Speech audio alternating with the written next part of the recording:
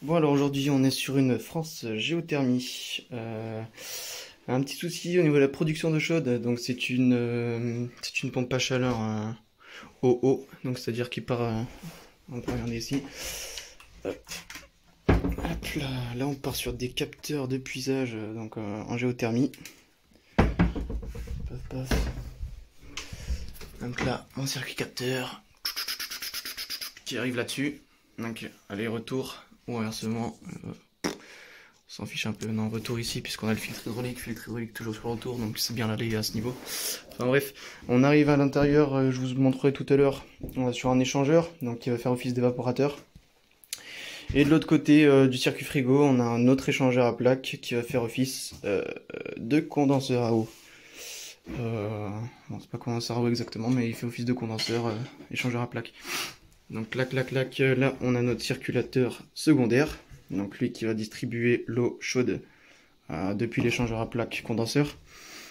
Et on arrive sur une 23 voies, donc par rapport à une programmation horaire qui est juste là, la 23 commutée côté eau chaude sanitaire, donc c'est à dire que je monte là, et je monte, hop, je vais mettre en plan large, ça m'ira mieux, hop, je monte dans cet échangeur à plaques, et de l'autre côté sur mon circuit eau chaude sanitaire, mon circulateur qui vient récupérer les calories dans l'échangeur et les ramener ensuite dans le cumulus.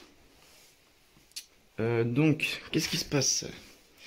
La cliente a de l'eau chaude, drastiquement, on va dire, de l'eau à 40. J'ai fait le test avec ma sonde juste avant.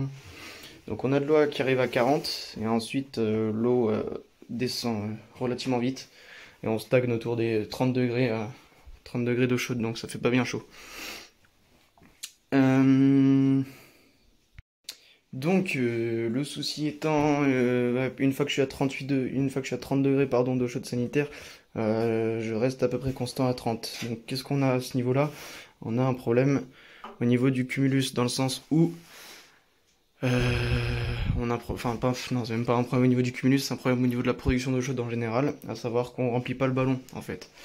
J'ai regardé les programmations horaires, on a à chaque fois minima 2 heures de production. Là on voit qu'on a, non, on voit pas du tout en fait, mais moi je vois. On est de 6h à 8h, donc on a 2 heures de production. En 2 heures de production, on est largement capable normalement de remplir un cumulus 150-200 litres.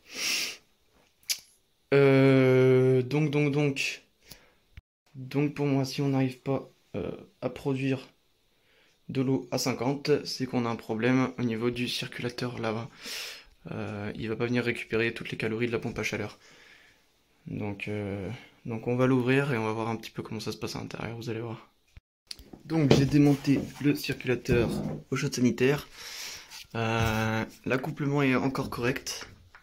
Donc lui c'est ok. Bien sûr j'ai préalablement vérifié qu'il tournait.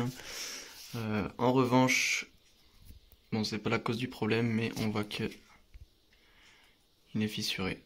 Donc dans un but préventif, déjà, on va changer celui-ci. Et on va continuer d'investiguer pour savoir d'où vient le problème exactement. Voilà. Bon, je remonte le circulateur, on continue à investiguer. Petit conseil, quand vous démontez ce genre de circulateur, là. Hop, ici, on a un joint plat sur tout le pourtour. Ok. Quand vous démontez ça, pour pas vous faire baiser, pensez à mettre de la graisse silicone. Hein, ne pas le remonter, risque de fuite, après devoir tout revidanger, remonter, enfin redémonter pour étanchéifier tout ça, c'est un petit peu couillon. Donc on nettoie bien le joint. On met de la graisse silicone, comme ça on est sûr, on n'est pas embêté. Bon, je remonte ce circulateur et puis je vous retrouve juste après. Ok. Pareil, quand vous mettez de la graisse silicone, hein, ça brille un petit peu comme ça suffit. Pas besoin de mettre l'épaisseur du joint en équivalence, comme j'en vois certains faire. Hein, ça brille un petit peu comme ça suffit. Pas besoin d'en mettre un pâté ou je sais quoi. Bon allez, je remonte le circulateur pour une... Bon, du coup nous revoilà au point de départ. Je regarde un petit peu comment le montage était fait là. Je vois que l'arrivée d'eau froide est ici. Ok. Donc là, clac, je passe dans mon échangeur. Et je reviens au ballon en bas. Donc ça ok. Quand mon circulateur est en route, bon, il n'y a pas de souci, la circulation se fait, il n'y a pas de retour d'eau possible. En revanche, quand mon circulateur est à l'arrêt, bon, faut savoir que l'eau c'est un petit peu con. Soit il traverse là, perte de charge de l'échangeur, perte de charge singulière jusque là, ou soit, il monte ici, par le circulateur, beaucoup moins de perte de charge, et il revient là. Donc là j'ai un clapet anti-retour, donc prévu pour éviter ce problème, ok. Mais il arrive souvent de fois où c'est clapet en T là, c'est une palette, hein, ni plus ni moins, et cette palette, quelquefois, elle reste bloquée du coup plus en cette position là. Si elle reste bloquée, du coup je vais avoir un retour d'eau froide ici, et mitigé à ce niveau là. Donc je vais prendre ma température à ce niveau, tirer de l'eau chaude, et voir...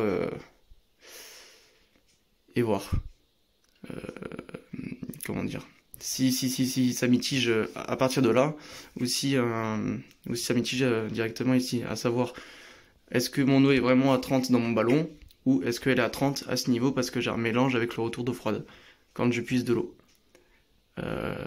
Donc je vais mettre en place le thermomètre et puis on voit ça. Bon, et bien après avoir fait le petit test, là comme ça, sonde ici et sonde ici, je me suis rendu compte que là j'arrivais à 30, même 28 degrés, et que là pourtant j'étais bien à 40 et quelques. Donc déjà ma température d'eau est à 40. Donc ce que j'ai fait moi, c'est que j'ai démonté ce petit bonhomme, et j'ai vu que le clapet en fait ne redescendait pas. Donc c'est un clapet comme ça, et il était bloqué en cette position, donc il bypassait légèrement. Et donc puisque on a vu ça juste avant, hein, puisqu'il y a moins de perte de charge ici, en fait l'eau remontait par là, l'eau froide, la pression ici étant supérieure à la pression là, au bout d'un petit moment, une fois qu'on a cassé la pression dans notre ballon d'eau chaude, les pressions sont égales. Donc pour éviter les pertes de charge, mon eau passait par là et je mitigeais à ce niveau. Voilà. Donc maintenant on refait le petit test, et puis on voit ce que ça donne. Donc voilà, tout est en place là pour mon petit test. Clic clac cloc, bam, une sonde température à ce niveau, une sonde température à ce niveau, sous un robinet, je tire de l'eau chaude. On voit ce que ça donne. On voit si je bypasse avant ou pas. Donc là on va voir ma température d'eau chaude augmenter.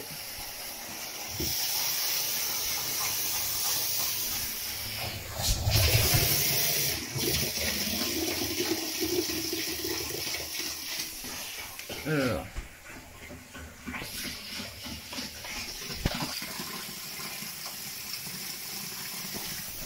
Au niveau de mon eau, je suis à 28. Au niveau de la sortie de mon ballon, je suis à 37. Ok. On va attendre que ça monte un petit peu.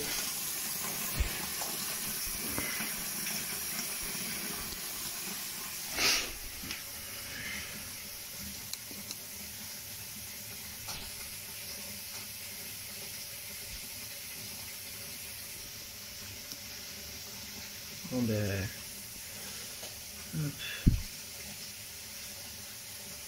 Là je vois que ma sonde mesure 40 degrés, et là je suis à la sortie du ballon à 39, donc 1 degré de delta, c'est pas déconnant puisque là je suis pas directement à l'intérieur, je suis sur une surface extérieure, donc je ne mitige pas entre les deux. Je ne mitige pas, je suis même plus chaud là que là-haut, normal, du coup je vous ai dit, parce qu'on est sur une surface, pas sur une température d'eau directement. Donc je ne mitige pas. Ah, je vous ai pas filmé, je faisais le débrief avec la cliente. Bon bah elle a constaté que son eau chaude, on l'a tirée pendant une quinzaine de minutes, allez, un petit peu moins quand même, mais une dizaine de minutes. Et elle est restée à température constante à 41, donc là la machine est repartie. Et puis voilà, donc fin de dépannage. Voilà. Allez, à plus tard pour une prochaine vidéo.